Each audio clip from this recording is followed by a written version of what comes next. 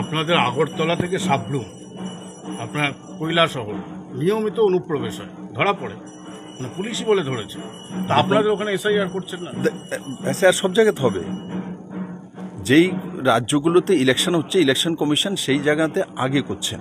ত্রিপুরাতে 2028-এ বিধানসভা হবে, আপনার মনের ইচ্ছা পূরণ হবে।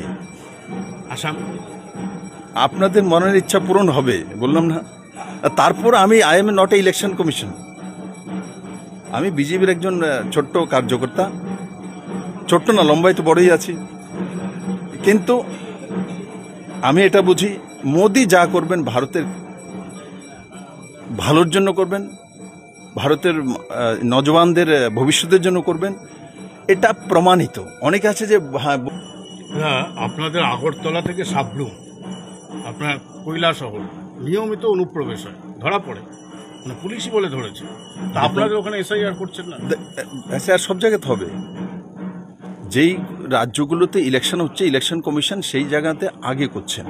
ত্রিপুরাতে 2028-এ বিধানসভা হবে, আপনার মনের ইচ্ছা পূরণ হবে। আসাম আপনাদের মনের ইচ্ছা পূরণ হবে, বললাম না। তারপর আমি am not a election commission, আমি বিজেপির একজন ছোট্ট কার্যকর্তা। ছোট্ট না, লম্বাই তো বড়ই আছি, কিন্তু আমি এটা বুঝি মোদি যা করবেন ভারতের ভালোর জন্য করবেন, ভারতের নজওয়ানদের ভবিষ্যতের জন্য করবেন, এটা প্রমাণিত। অনেকে আছে যে আপনাদের আগরতলা থেকে সাবরুম আপনার কৈলাসহর নিয়মিত অনুপ্রবেশ হয়, ধরা পড়ে, মানে পুলিশই বলে ধরেছে। তা আপনাদের ওখানে এসআইআর করছেন না? এসআইআর সব জায়গাতে হবে। যেই রাজ্যগুলোতে ইলেকশন হচ্ছে, ইলেকশন কমিশন সেই জায়গাতে আগে করছেন। ত্রিপুরাতে 2028-এ বিধানসভা হবে, আপনার মনের ইচ্ছা পূরণ হবে। আসাম আপনাদের মনের ইচ্ছা পূরণ হবে, বললাম না। তারপর আমি am not a election commission, আমি বিজেপির একজন ছোট্ট কার্যকর্তা।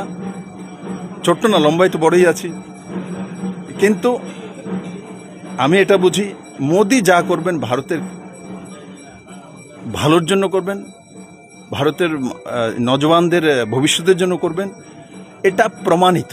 অনেকে আছে যে আপনাদের আগরতলা থেকে সাবরুম আপনার কৈলাসহর নিয়মিত অনুপ্রবেশ হয়, ধরা পড়ে, মানে পুলিশই বলে ধরেছে।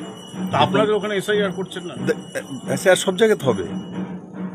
যেই রাজ্যগুলোতে ইলেকশন হচ্ছে, ইলেকশন কমিশন সেই জায়গাতে আগে করছেন। ত্রিপুরাতে 2028-এ বিধানসভা হবে, আপনার মনের ইচ্ছা পূরণ হবে। আসাম আপনাদের মনের ইচ্ছা